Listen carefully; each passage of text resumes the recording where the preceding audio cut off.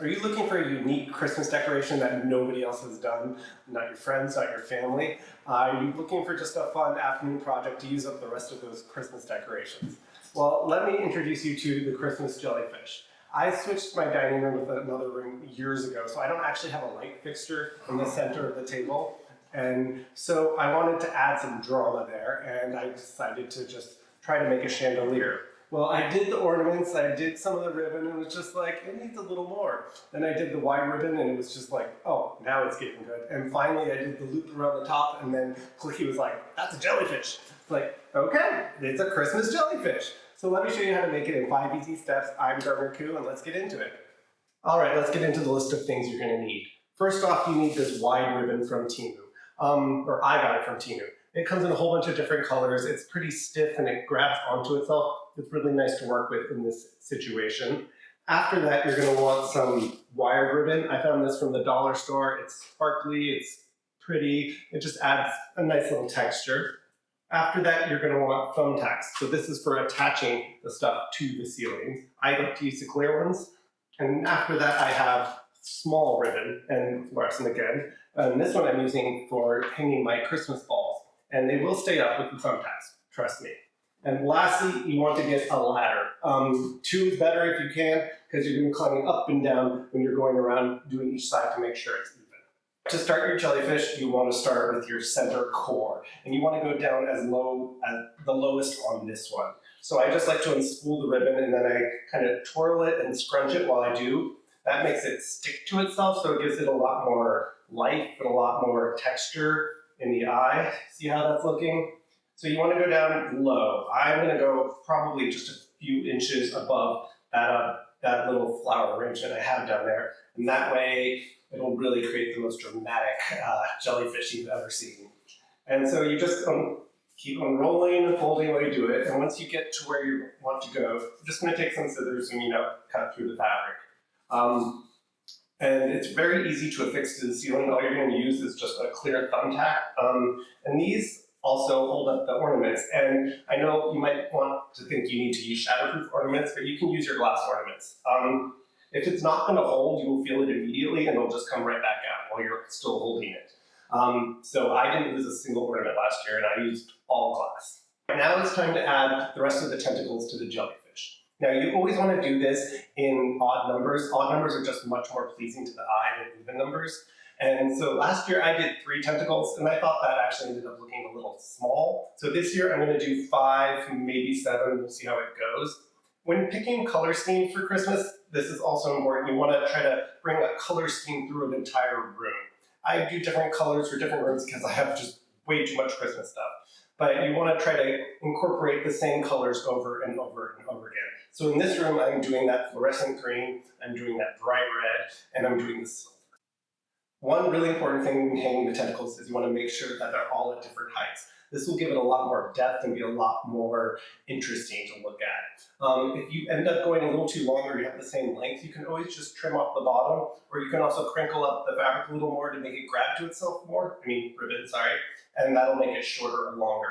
Do remember, after you hang them, they are going to pull and stretch out a little bit from the weight of the ribbon. All right, so I ended up going with 7 tentacles for the jellyfish, and I'm really happy with how it's going so far. You do want to, after you're done hanging them, go around the bottom and trim off some of the errant threads. They can look a little messy. You can also give them nice sharper corners at the bottom, which just makes it a little more dramatic. So after that, we're moving on to wired ribbon. So that would be this stuff I'm talking about. So I used this stuff last year in a different spot, so it's already curled up. So this is just going to give me that beautiful bouncy spiral going down. But if you're using new stuff, which everyone does at some point, it's not going to give you that. It's just going to be floppy mess. So what you want to do is unpack this and then wrap it around a rod really tightly, and then it will retain that nice bouncy spiral shape. So since I did 7 of the wide ribbon, I'm going to do 7 of the wired ribbon to create the more tentacles. And the reason we want them spiraled is because it just gives it that underwater effect we're looking for, and just quite honestly, quite pretty. One thing that I learned while working with the wide ribbon is in order to keep the spiral after you've made one, you got to pull from the center. That way it'll keep that beautiful spiral and you won't have to run it around the rod again. That was a little annoying, I won't lie. Also, you can just go, since the ribbon's so long, you can use one piece for 2 tentacles and just run across the ceiling. You're not going to be able to see that in the end, so that saves you a little bit of time.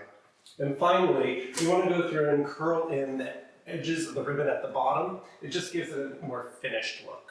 You want to do the same thing with the heights. You want to do different heights and different spots, and you want to just vary it up. And also odd numbers, so I'm going to stick with 7, since I did 7 of the wide ribbon tentacles. I'm going to do 7 of the wired ribbon tentacles, and then I'll probably do 7 of the ornaments. Next up, measuring the ribbon for the Christmas ornaments. So you're going to want to just take this and measure out the length that you want for the tentacle. So you don't need to be super precise here, you just want to get within a few inches of where you want it. Always add maybe a couple inches after that and then just give it a cut. You want to do 2 or 3 of these, maybe 4 at a time, because it's a real pain to go up and down the ladder. The reason we're doing this is we're going to then tie the Christmas ornaments onto this in about a foot apart probably each, and then we'll come back up and hang them.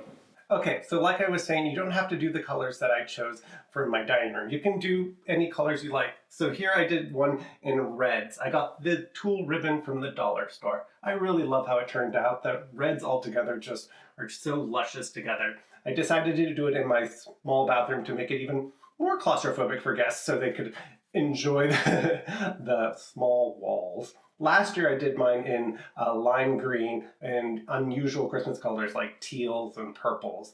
And also in this bathroom, I have one of my favorite Christmas objects. When my eldest nephew was young, he did arts and crafts and made a little Christmas elf for me. Come take a look.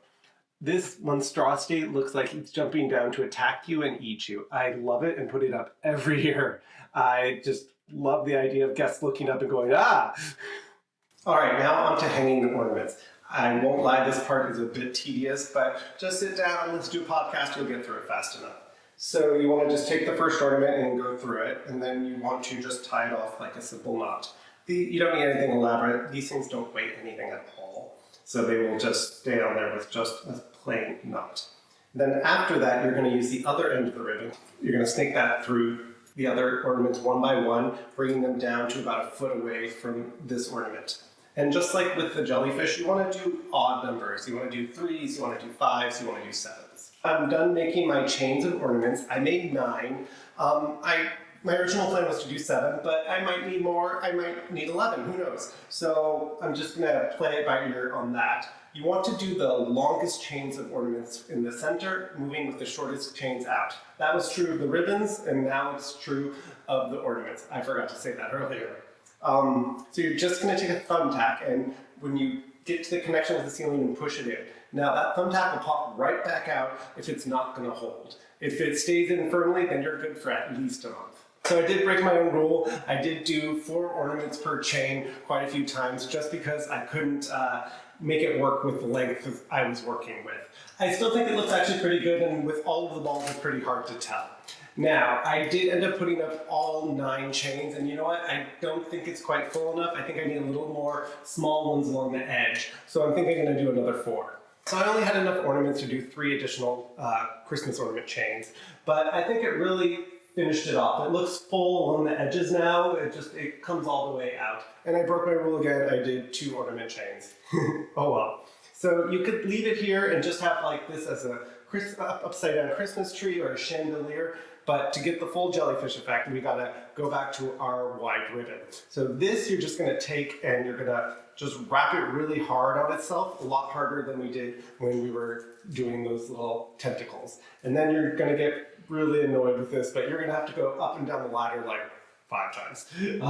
So we're gonna wrap it around the top on the outside edge of this, and then we're gonna wrap it around again. And depending on how it looks, we might wrap it around again.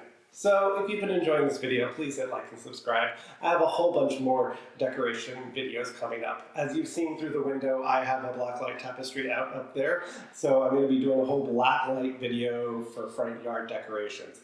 Clicky is also going to be doing a video on laser cutter with Christmas. He's making outdoor ornaments, he's making indoor ornaments, he's using different materials. It's going to be really cool, so you should stay tuned.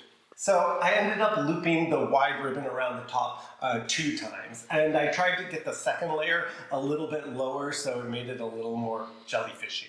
So I hope I've given you a fun project to do some afternoon. It's pretty easy to do and it has such a big, loud impact. I mean, I just love the gaudiness of this lime green Christmas red jellyfish. I know they don't normally go together, these colors, but sometimes it's fun to just mix it up and to be fun, you know? I'm Garner Koo. Go out there and just get creative.